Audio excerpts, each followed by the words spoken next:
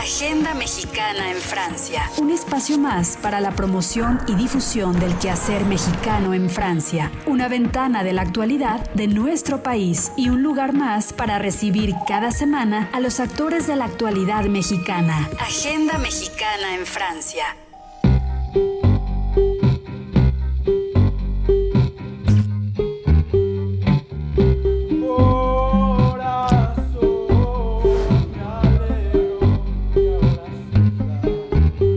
Comme disait Octavio Paz, pour l'Europe et pour les États-Unis, la mort est un mot qui brûle les lèvres.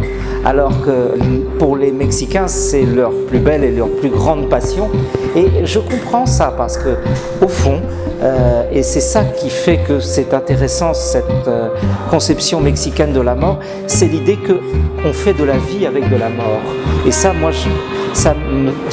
j'aime beaucoup ça.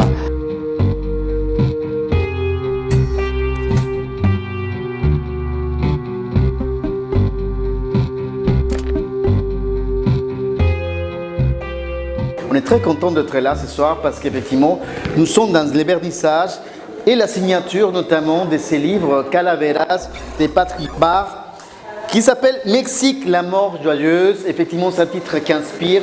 C'est très important de célébrer et d'être content et d'être joyeux et de pouvoir faire un petit peu la fête et se réunir malgré la Covid. Patrick, bonsoir. Bonsoir. Ah, c'est tellement du Mexique, c'est une très longue histoire qui commence en 1996 avec un long travail sur la frontière nord du pays et ensuite avec mon premier roman qui s'appelle justement La Frontière. C'est le Mexique qui a fait de moi un romancier et un écrivain. J'étais déjà photographe, donc j'ai une dette envers le Mexique et envers le peuple mexicain. Et c'est devenu ma patrie d'adoption. Un ami, un bon ami à moi qui s'appelle Paco Ignacio Taibodos dit que je suis finalement un Mexicain né par hasard en France. Voilà. Oui, pour Babel. Et donc il a donné une carte blanche pour faire un livre, un très très beau livre.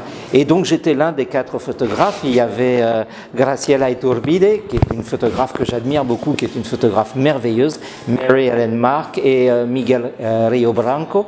Et donc on a fait ce travail tous les 4 avec Alejandro. Et c'est un souvenir absolument magnifique qui fait aussi partie de mon histoire mexicaine. C'est l'idée de la vanité inversée. La vanité hollandaise, la figure du crâne, el cráneo, c'est toujours pour dire « Ah voilà, la vie terrestre, c'est pas très important, ce qui va être important, c'est la vie éternelle ». La vanité mexicaine, c'est l'inverse. C'est là pour dire « Attention, la vie va être brève, il faut profiter de la vie terrestre et donc profiter aussi qu'on est vivant pour faire un pied de nez, se moquer un peu de la mort, même si à la fin on sait que, mais justement, maintenant, carpe diem, profitons. Justement, j'étais invité en 2016 à la Feria del Libro al Zócalo et je venais de perdre mon meilleur ami. Et j'étais très triste parce qu'on était amis de la naissance déjà.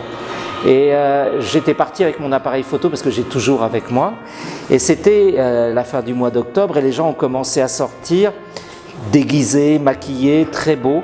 Et j'ai commencé à faire des photos, des photos, des photos. Je ne savais même pas pourquoi. Et quand je suis rentré en France, j'ai compris que je venais de commencer un travail qui était aussi une manière de m'aider à faire le deuil de ce meilleur ami, mais que j'allais devoir retourner au Mexique jusqu'à avoir terminé ce travail chaque année pour la fête des morts. Et c'était aussi comme un pèlerinage pour moi. Et donc j'ai continué à photographier Dia de los Muertos année après année pendant 3 années. Et aussi sur place, je faisais un travail de collecte photographique pour créer un palimpseste, comme les images qu'on a derrière moi, qui est une rencontre entre des images de la mort qui sont précoloniales, qui sont préhispaniques, et des images de la mort qui, elles, sont des images du temps colonial. Et c'était quelque part pour réunir l'identité du Mexique à travers ces 2 époques, et on voit toujours l'une à travers l'autre, c'est pour ça que je dis palimpseste. Et ensuite, on a tiré ces images sur un papel amate qui est fait à Puebla, par un artisan qui fait ça très très bien, c'est fait manuellement. Et puis c'est devenu donc ce très très beau livre grâce aux éditions Librisfera. On a réalisé ce livre magnifique sur plusieurs papiers aussi, qui est la somme de ces 3 années de travail. Voilà.